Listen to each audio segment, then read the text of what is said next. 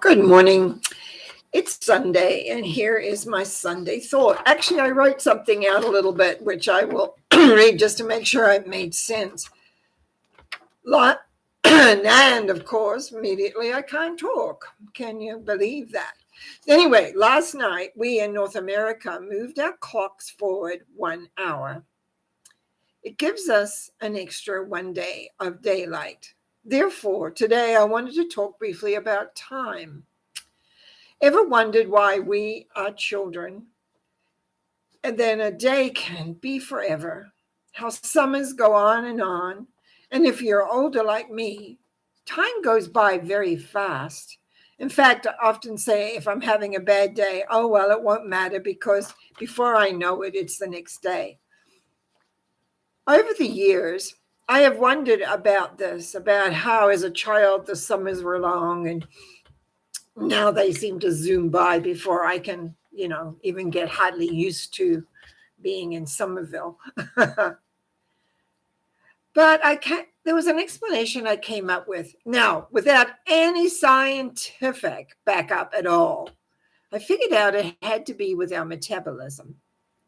When we are young, our metabolism goes very fast, at least for most of us. And it slows. I left out something here. And therefore, time is slow because it's going fast. It seems the opposite, but I really think that's what happens.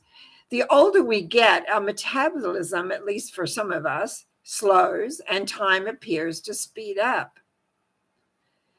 And that's the only explanation I can really come to in my own mind. But I also there are times when I've adjusted time.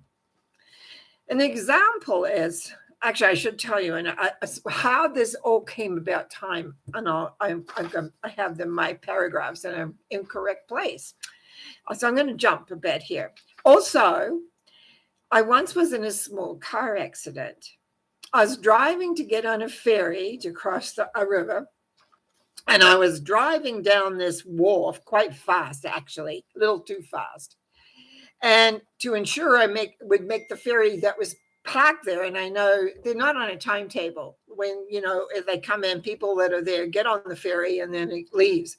And I wanted to get that ferry because I had an appointment on the other side of the river. And so I'm driving down quite fast on this wharf.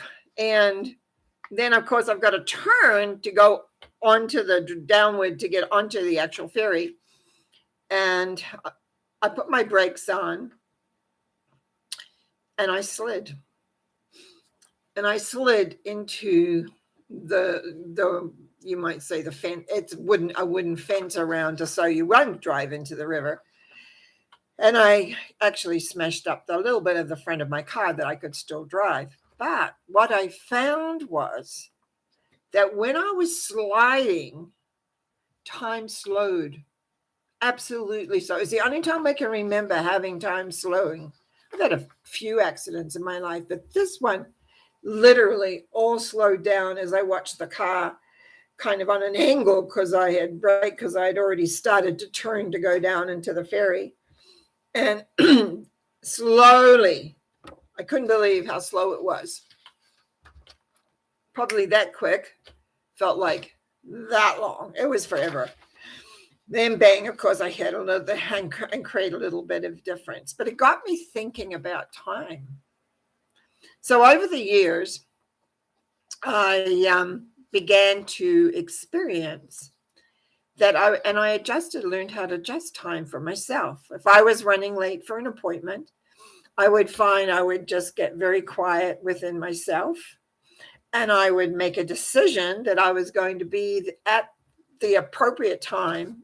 And then I would drive what appeared just exactly slowly, not slower than how you're supposed to drive. If I was in a 50K or 100K, whatever it was I was in, I drive that. But it was very important. I discovered that I had to be relaxed. I had to not look at the clock. I had to just know I would be there by the time I needed to be there. And it was important for me to be slowed down inside myself.